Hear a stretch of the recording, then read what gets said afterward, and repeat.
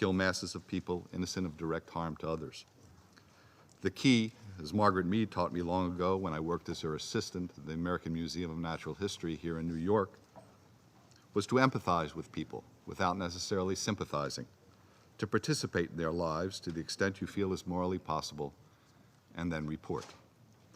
I've spent much time observing, interviewing, and carrying out systematic studies among people on 6 continents who are drawn to violent action for a group and its cause. Most recently, with colleagues last month in Kirkuk, Iraq, among young men who had killed for ISIS, and with young adults in the banlieue of Paris and the barrios of Barcelona who seek to join it. With some insights from social science research, I'll try to outline a few conditions that may help move youth from taking the path of violent extremism. But first, who are these young people? None of the ISIS fighters we interviewed in Iraq had more than primary school education. Some had wives and young children. When asked, "What is Islam?" they answered, "My life." They knew nothing of the Quran or the Hadith, or of the early caliphs, Omar and Othman, but had learned of Islam from Al-Qaeda and ISIS propaganda, teaching that Muslims like them were targeted for elimination unless they first eliminated the impure. Now, this isn't an outlandish proposition in their lived circumstances. As they told of growing up after the fall of Saddam Hussein in a hellish world of constant guerrilla war, family deaths and dislocation, and of not being even able to go out of their homes or temporary shelters for months on end. In Europe and elsewhere in the Muslim diaspora, the recruitment pattern is different. About 3 of every 4 people who join Al-Qaeda or ISIS do so through friends. Most of the rest through family or fellow travelers in search of a meaningful path in life. It's rare that parents are ever even aware that their children desire to join the movement. In diaspora homes, Muslim parents are reluctant to talk about the failings of foreign policy and ISIS, whereas their children often desperately want to understand. Most foreign volunteers and supporters fall within the mid-ranges of what social scientists call the normal distribution in terms of psychological attributes like empathy, compassion, idealism, and wanting mostly to help people rather than to hurt people. They're mostly youth in transitional stages in their lives, students, immigrants, between jobs or mates, having left or about to leave their native family and looking for a new family of friends and fellow travelers with whom they can find significance in life. Most have had no traditional religious education and are often born again into a socially tight, ideologically narrow, but world-spanning sense of religious mission. Indeed, it's when those who do practice religious ritual are expelled from the mosque, not in it, for expressing radical political beliefs, that the move to violence is most likely. Last summer, an ICM poll revealed that more than 1 in French youth of all creeds between the ages of 18 and 24 have a favorable attitudes towards ISIS. And in Barcelona just this month, 5 of 11 captured ISIS sympathizers who planned to blow up parts of the city were recent atheist or Christian converts. The unholy alliance of narrow xenophobic nationalism and militant jihad, which play off one another's fears, are beginning to destabilize the European middle class, much as fascism and communism did in the 1920s and the 1930s, while inciting willingness to sacrifice among both nationalist xenophobes and militant jihadis. By contrast, our own research shows that even among native Western youth, ideals of liberal democracy no longer elicit willingness to make costly sacrifices for their defense. Europe has a birth rate of 1.4 per couple, which means that without massive immigration, it cannot sustain a viable middle class upon which every successful democracy depends. Yet Europe is arguably further from effectively dealing with problems of immigration than ever before. As one young woman from the Paris banlieue of Clichy-sur-Bois told us, she, like so many others she hangs out with, feels neither French nor Arab, and because she will always be looked on suspiciously for the acts of others, she will choose the caliphate to help create a homeland where Muslims can pool their resources, be strong again, and live in dignity. But the popular notion of a clash of civilizations between Islam and the West is woefully misleading. Violent extremism represents not the resurgence of traditional territorial cultures, but their collapse. As young people unmoored from millennial traditions flail about in search of a social identity that gives personal significance and glory. This is the dark side of globalization. They radicalize to find a firm identity in a flattened world, where vertical lines of communication between the generations are replaced by horizontal, peer-to-peer attachments that can span the globe. Young people whose grandparents were Stone Age animists in Sulawesi, far removed from the Arab world, told me they dream of fighting only in Iraq or Palestine in defense of Islam. Although typically viewed in military terms, Al-Qaeda and ISIS and related groups pose the greatest threat as the world's most dynamic countercultural movement, one whose values run counter to the nation-state system represented here in the United Nations and to its Universal Declaration of Human Rights. It has drawn youth from many places into the largest, most potent extraterritorial fighting force since World War II. And just as it took more than a decade for Al-Qaeda to mature into a global menace, it may be many years before we see the full effect of ISIS, even if kicked out of its current territorial base. Unless we understand these powerful cultural forces, we will fail to address the threat. When, as now, the focus is on military solutions and police interdiction, matters have already gone way too far. If that focus remains, we lose the coming generation. So what might be done? Foremost, please continue your important work on problems of development and on immigration and integration, with a goal to transform the much-lamented youth bulge into a youth boom by unleashing youth's inherent energy and idealism. But let me propose 3 conditions that I believe young people need with brief illustrations. But each country will have to create and mobilize these conditions suited to its own circumstances. The first condition: offer youth something that makes them dream. Dream of a life of significance through struggle and sacrifice and comradeship. That is what ISIS offers. In its manifesto, the Idrat al-Tawahush, the management of savagery, they say, "Fly to us, youth, from the regions we manage. For the youth of the nation are closer to the innate nature of human beings on account of their rebelliousness within them. And the inert groups, they only try to suppress this." When I hear yet another tired appeal to moderate Islam, usually from much older folk, I ask, are you kidding? Don't any of you have teenage children?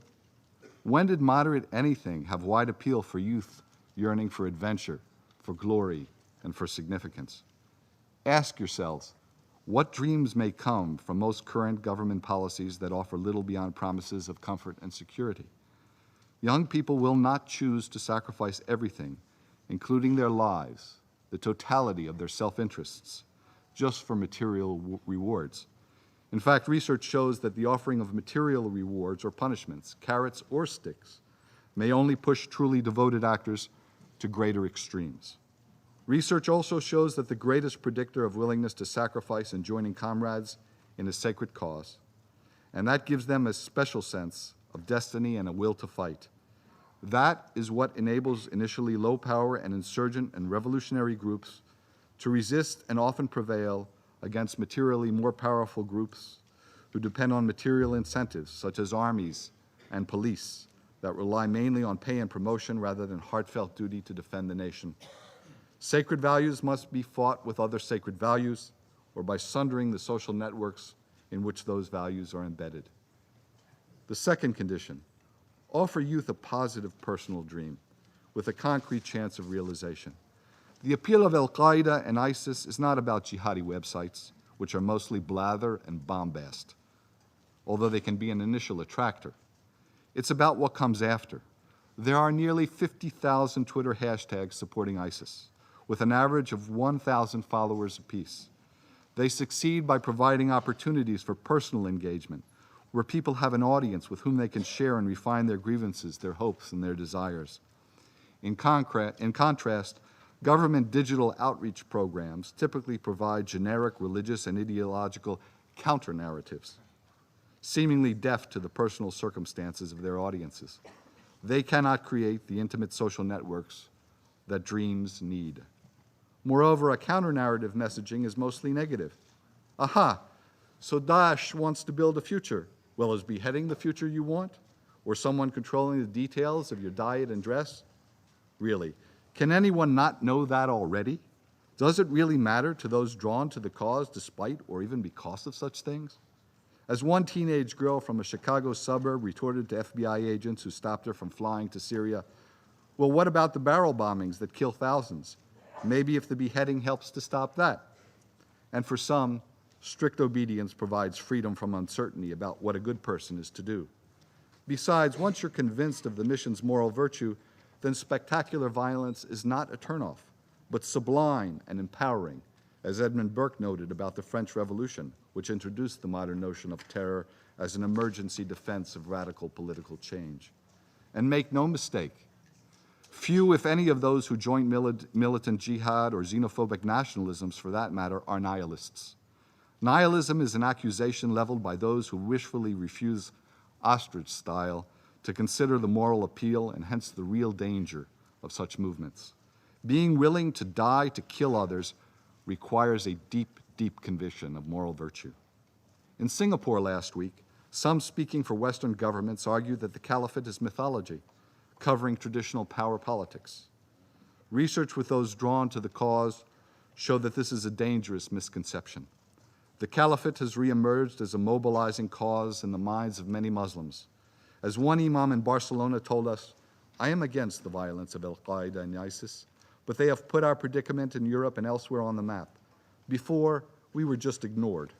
And the caliphate, we dream of it like the Jews dreamed of Zion. Maybe it can be a federation like the European Union of Muslim peoples. The caliphate is here, in our hearts, even if we don't know what real form it will finally take. Without recognizing these passions, we risk fanning them. And any serious engagement must be attuned to individuals and their networks, not to mass marketing of repetitive messages. Young people empathize with each other. They don't lecture at one another.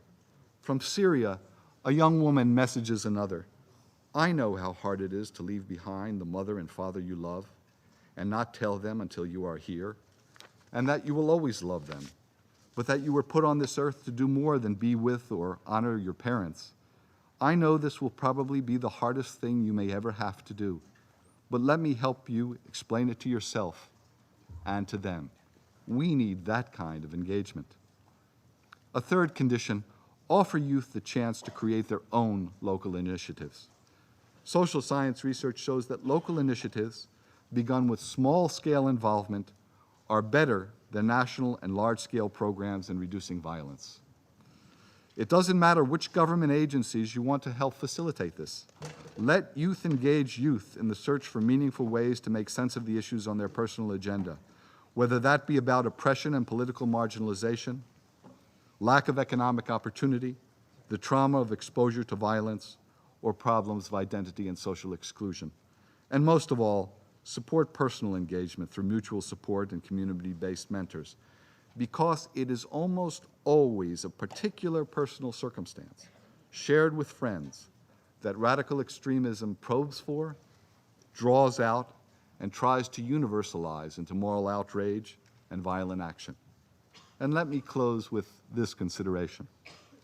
At just 16, Gulalai Ismail and her sister Saba set up the Seeds of Peace Network with a group of school friends to change the lives of young women in Khyber Pakhtunkhwa, northwest Pakistan.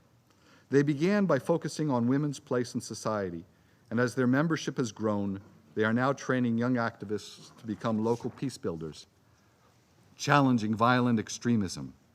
They trained 25 young people in each of the last 2 years to join together to promote tolerance, nonviolence, and peace. The initiative is proving so popular that last year they had over 150 applicants. The 50 trained young volunteers are now in turn reaching out to people in their communities who are vulnerable to radicalization. They hold study circles and one-to-one meetings with these people to develop and promote ideas for a peaceful future. Still in its early stages, the program will reach almost 1,500 young people in the next 3 years, growing a movement of activists against religious and political extremism. The results are really a lot more remarkable than that, but Gulalai Ismail will not claim them publicly. Imagine a global archipelago of such peace builders. If you can find concrete ways to help and empower them without trying too hard to control them, they could well win the future. In sum, what's most important is quality time and sustained follow-up of young people with young people who understand what motivational factors can vary greatly with context and despite commonalities. Be it for a young father from Kirkuk, a teenage girl from Paris, neighborhood friends from Tetuan, Morocco, or high school soccer fans from Fredrikstad, Norway, all seeking, all yearning ISIS.